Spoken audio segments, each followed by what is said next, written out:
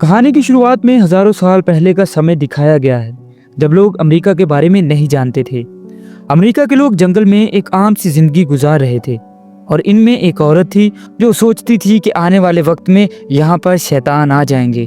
और इस वक्त वो अपनी कौम को चेतावनी देती थी, लेकिन कोई भी इसकी बात का यकीन नहीं करता था। आखिरकार वो दिन आता है जिसके बारे में वो औरत इन्हें वार्न करती थी। एक दिन समुद्र के रास्ते से वो वाइकिंग इनके इलाके में आ जाते हैं। जब इस औरत ने एक बड़ी शिप देखी तो वो डर जाती है। इसने सोचा कि ये कोई बड़ा जानवर होगा, क्योंकि आज से पहले इन लोगों ने ऐसे बड़े बड़े जहाज कभी नहीं देखे थे। वैसे भी जब वो शिप के अंदर गई तो इसने वहाँ बहुत सारी लाशें देखी और वहाँ उसे एक बच्चा भी मिलता है जो बहुत ज्यादा डरा हुआ था। इसके हाथ में एक तलवार थी। इस औरत को इस बारे में कुछ समझ नहीं आता कि ये क्या है, लेकिन फिर भी इसने इस बच्चे का डर महसूस किया और फिर शांत करके और प्यार के साथ इसे अपने घर ले गई। इस बच्चे का नाम केल था। इनकी कौम के लोगों से बिल्कुल अलग था, इसलिए लोग उसे अपने बीच नहीं रखना चाहते थे, लेकिन उस औरत ने काफी जिद की, जिसकी वजह से वो केल को अपने बीच रखने में मान जाते हैं। फिर हमें केल का पास्ट दिखाया जाता है। इसका बाप एक महान योद्धा था जो बड़ा जालिम दिखाया गया है। जब उसने अपनी वाइकिंग फौज के साथ पहली बार अमेरिका में कदम रखा तो वहाँ के रहने वाले लोगों को बड़ी बेरहमी से मार डाला और इसके अंदर किसी तरह का रहम नहीं था, ना औरतों पर ना बच्चों पर। ये सब देखकर केल डर जाता है।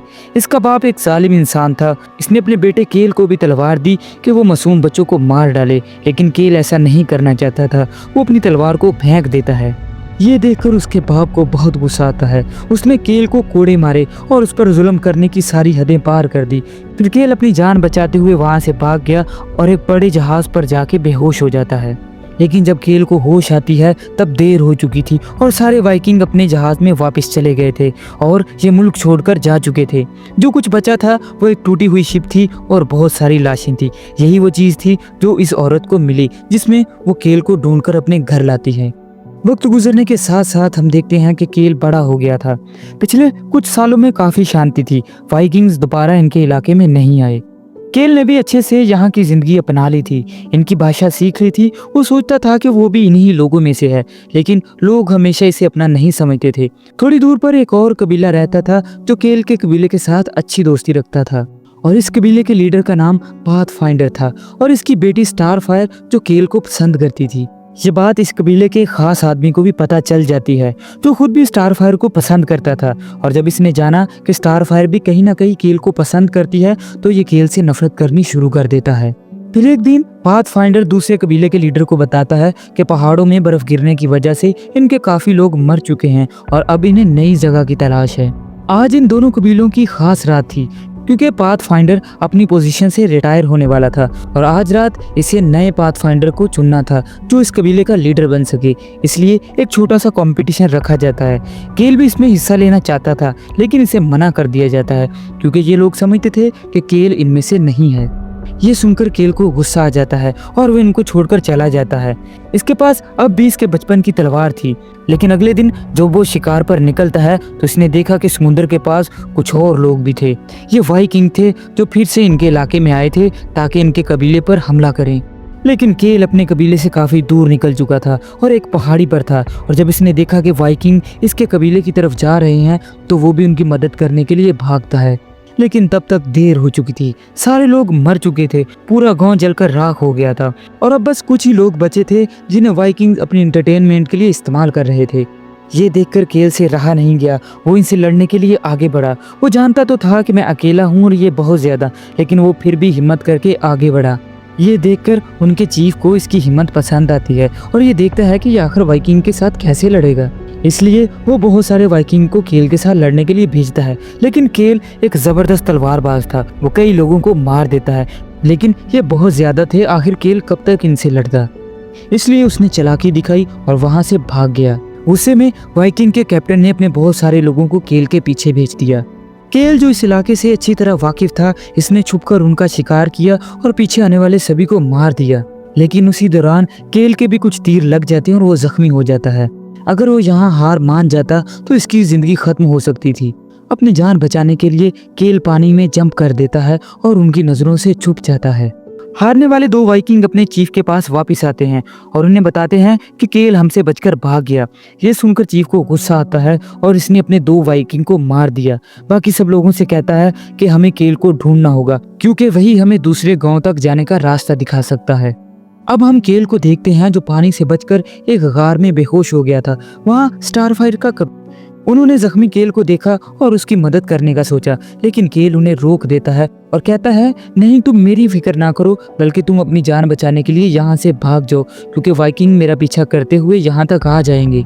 लेकिन ये लोग उसकी बात नहीं मानते और केल को उठाकर अपने कबीले में ले आते हैं। वहाँ जब केल होश में आता है, इसने देखा कि वाइकिंग ने अभी तक इसके कबीले पर हमला नहीं किया। इसने उस कबीले के सरदार से कहा कि वाइकिंग अटैक करने के लिए यहाँ पर आएंगे और उन्होंने मेरे कबीले के सारे लोगों को पहले से मार दिया है, इसलिए तुम्हें इस इलाके को जल्दी से जल्दी छोड़ना होगा, नहीं तो तुम सब भी मारे जाओगे। अब इस कबीले का वही आदमी जो केल को पसंद नहीं करता था, गुस्से में कहता है इनको आने दो, हम देख लेंगे, हम इनसे लड़ सकते हैं। तब केल अपनी तलवार निकालता है और उसके हाथ में पकड़े डंडे को काट देता है और कहता है कि तुम इन लकड़ी के टुकड़ों से उनका मुकाबला नहीं कर सकते, उनके पास ऐसे हथियार हैं कि तुमने कभी सोचा भी नहीं होगा। वो केल की बात नहीं मानते और अब केल इनके कबीले से निकल जाता है। तभी एक आदमी उसके साथ आ जाता है जिसको केल की बातों पर यकीन था। फिर ये लोग अपना शक दूर करने के लिए केल के कबीले में जाते हैं। वहाँ इन्होंने सभी मरे हुए लोगों को देखा और वाइकिंग के जबरदस्त हथियार भी पड़े हुए देखे। तब इन्हें समझ आ जाती है कि केल सब कुछ सच कह रहा था। अब इन्हें अपनी जान बचाने के लिए गारों में छुपना होगा।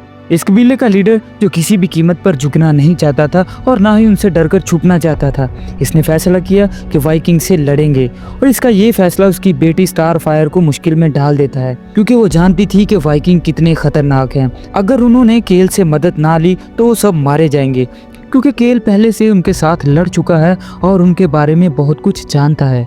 इसलिए स्टारफायर केल के पास जाती है और कहती है तुम हमारी मदद करो, मुझे पता है कि हम तुम्हारे बगैर जीत नहीं सकते। केल जो उसे पसंद करता था उसे ना नहीं कर सका, इसलिए उनकी मदद करने का फैसला करता है। इस कबीले के लोग अपनी औरतों, बच्चों और बूढ़ों को गारों में छुपाकर फौज तैयार करते हैं। अब केल इनके साथ मिलकर प्लानिंग करता है और कहता है हम इनसे सीधा नहीं लड़ सकते, बल्कि हमें छुपकर उन पर हमला करना होगा। इस तरह हम उनके ज्यादा से ज्यादा लोग मार सकते हैं। अपनी प्लानिंग के मुताबिक ये सब कुछ करते हैं और बहुत सारे वाइकिंग को मार देते हैं, लेकिन फिर इनसे एक छोटी सी गलती होती है। ये सब लोग अपने ही बिछाए हुए जाल में फंस जाते हैं जिससे वाइकिंग इन्हें पकड़ लेते हैं।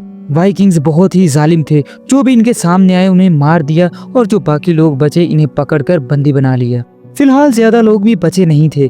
कबीले का सरदार, उसकी बेटी और केल ही थे जिनको उन्होंने बंदी बना लिया था।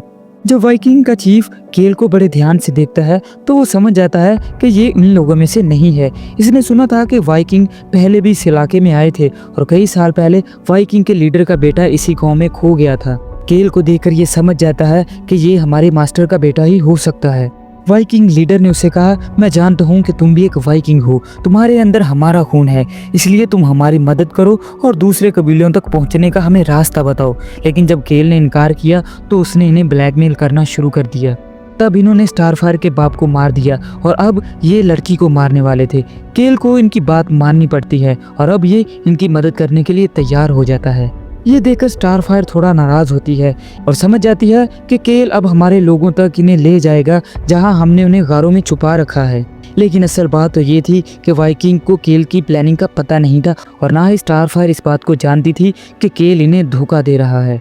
जब वो कबीले तक पहुंच गए तो इन्हें वहां कोई आदमी नहीं मिला। वाइकिंग लीडर ने केल से पूछा अब हमें कहाँ जाना चाहिए। केल ने कहा हमें नॉर्थ की तरफ जाना चाहिए, वहाँ एक समुद्र है और वहाँ बहुत सारे लोग रहते हैं। वाइकिंग लीडर को लगा कि शायद ये हमें धोखा दे रहा है, लेकिन केल ने अपनी चालाकी के साथ उन्हीं का सामान चुराकर रास्ते में गिराना शुरू कर दिया और कहा देखो ये उसी कबीले के लोगों का सामान रास्ते में गिरा है जो यहाँ से गुजरते हुए गए हैं। फिर वाइकिंग का लीडर कहता है कि हाँ केल ठीक कह रहा है, हमें नॉर्थ की तरफ बढ़ते रहना चाहिए। ये देखकर स्टारफायर को भी समझ आ जाती है कि केल इन्हें धोखा नहीं दे रहा, लेकिन इसके माइंड में कोई बड़ी प्लानिंग चल रही है। ये लोग आखिरकार समुद्र किनारे पहुंच जाते हैं। यहाँ काफी सर्दी थी और समुद्र जम चुका था। केल सबको बताता है हमें वापस जंगल के रास्ते जाना होगा, यहाँ बर्फ की तह बहुत पतली है, हम गिरकर मर सकते हैं। वाइकिंग का लीडर गुस्से में कहता है तुम्हें क्या लगता है कि हम बुज़दिल हैं, हम यहाँ से ही गुजरेंगे। लेकिन केल को इनकी कमजोरी का पता था। इसने जाना कि वाइकिंग वापस नहीं पलटेंगे और फिर बर्फ में फंसकर मर जाएंगे। इसलिए अब जब वो रास्ता दिखा रहा था तो आहिस्ता आहिस्ता चल रहा था और बर्फ के ऊपर से गुजरकर जैसे ही वो आगे बढ़ता है बर्फ टूटनी शुरू हो जाती है और कई सारे वाइकिंग पानी में गिर जाते हैं। एक वाइकिंग जो स्टारफायर को अपने साथ बांधकर ले जा रहा था वो भी पानी में गिर जाता है। वो डूबते हुए स्टारफायर को अपने साथ ले जाता है। ये देखकर स्टारफायर जल्दी से पानी में कूदता है और उसे बाहर निकाल लेता है और उसकी सारी जंजीरें तोड़ देता है। ये लोग समुद्र पार करके एक बर्फानी पहाड़ तक पहुंचे। इन लोगों को यहाँ के रास्तों का पता नहीं था, मगर केल इस रास्ते के बारे में जानता था क्योंकि पहले ही उसके कबीले के लोगों ने यहाँ पर कई बार सफर किया था। अब वो लोग पहाड़ी रास्ते से आगे बढ़ते हैं, लेकिन रास्ते में एक वाइकिंग फिसलकर गिर जाता है। ये देखकर वाइकिंग लीडर ने सबसे कहा, अपने आप को रस्सी से बांध लो ताकि अगर कोई गिर जाए तो दूसरे उसे बचा सकें। यहाँ वाइकिंग लीडर जानबूझकर स्टारफायर को अपने साथ बांध लेता है ताकि अगर वो मरे तो स्टारफायर भी इसके साथ मरे।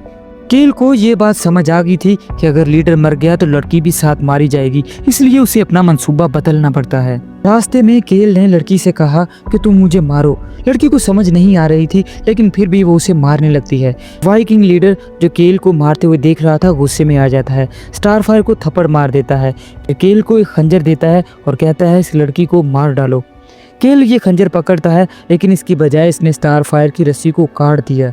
फिर केल ने वहां से एक बड़ा पत्थर उठाया और आखिरी वाइकिंग की तरफ फेंका। जब ये पत्थर इस वाइकिंग को लगा तो वो अपने आप को संभाल नहीं पाया और गिर जाता है। इसके साथ ही जो लोग रस्सी से बंधे थे गिरना शुरू हो जाते हैं। जैसे ही वाइकिंग लीडर गिरने वाला था वो बड़ी चालाकी के साथ अपनी रस्सी काट लेता है और उनसे अलग हो जाता है। फिर दोनों के दरमियान लड़ाई शुरू हो जाती है और एक वक्त ऐसा आता है वाइकिंग लीडर नीचे गिरने लगता है। तो वो केल से कहता है, मैं तुम्हारे कबीले का आखिरी इंसान बचा हूँ, क्या तुम मुझे भी मार दोगे? केल ने कुछ नहीं सोचा और अपनी तलवार से इसका सर उतार दिया और वो नीचे गिर जाता है। फिर स्टारफायर और केल अपने कबीले तक पहुंचते हैं जहां उन्होंने इन्हें गार में छुपाया हुआ था। जैसे ही सभी लोग इनको देखते हैं तो सब लोग केल के सामने झुक जाते हैं। इन्हें पता था कि ये जंग केल नहीं जीती है, इसलिए सभी लोग केल को अपना लीडर मान लेते हैं। तब वो स्टारफायर की शादी केल से कर देते हैं। इसके बाद ये लोग यहाँ सुकून से रहने लगते हैं। इसी के साथ ये कहानी यहीं पर ख़त्म होती है। हो सके तो आप वीडियो को लाइक कर सकते हैं।